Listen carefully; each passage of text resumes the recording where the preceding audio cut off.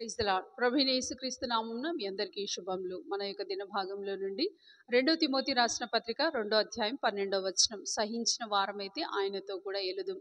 దేవుని యొక్క పాఠశాల చాలా విలువైంది. అందులోని పాఠాలు కన్నీటితో, దుఃఖంతో మాత్రమే కంటత చేయబడుతున్నాయి.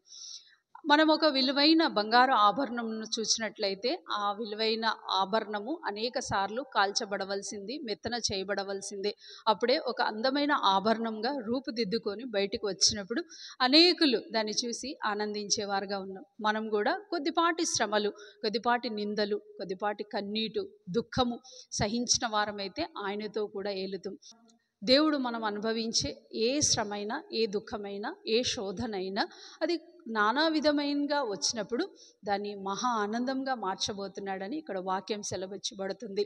మనకు అనుమతించబడింది ఏదైనా, ఒక గర్భంతో ఉన్న తల్లి ఎంత శ్రమల గుండా వెళ్ళినప్పటికీ తనకు రాబోయే ఆ సంతోషం కొరకు ఎదురు చూస్తూ ఉంటుంది. ఆ బిడ్డ కొరకు తను ఎంత బాధైనా అనుభవిస్తుంది, ఎంత దుఃఖమైనా అనుభవించగలదు. అలాగే ఒకవేళ మనము ఆ శోధనని సహించిన వారమైతే ఆ వాగ్దానంతో కూడిన జీవ కిరీటం ఆయన మనకు అనుగ్రహించి వాడై ఉన్నాడు.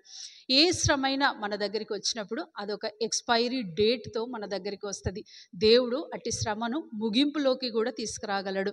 ఒకేసారి కంటిన్యూయేషన్గా అదే ఉండదు. ఒక డేట్తో వచ్చి కొద్దిపాటి దినములు, కొద్దిపాటి దుఃఖములు, కొద్దిపాటి మరణ వేదన మనకు అనుమతించబడినప్పటికీ అది ముగింపుకు వస్తుంది. మనం ఎంత సహించిన వారమైతే మనం ఆయనని అంత సమీపంగా అనుభవించగలం, ఆయన ప్రేమను చూడగలం, ఆయన దగ్గరికి వెళ్ళి మనము తాకగలం, ఆయన ప్రేమను రుచి చూడగలం. అదే ప్రభు యొక్క గొప్ప ధన్యత. రండి ప్రార్థన చేసుకుందాం. ప్రియమైన తండ్రి, యేసు ప్రభు ఘనమైన నామంలో నీ పాద సన్నిధిలో చేరి ఈ రోజంతట్లో దేవా నీ కృపను కోరుకుంటున్నాం. సహించుటకు మీ నూతన శక్తిని దయచేయమని ప్రార్థిస్తున్నాం. ఆ సహించు ద్వారా మేము నీతో కూడా ఉంటామనే ఆ గొప్ప నిరీక్షణ మాకు దయచేయమని ప్రార్థిస్తూ యేసుక్రీస్తు నామంలో ప్రార్థిస్తున్నాం తండ్రి, ఆమేన్.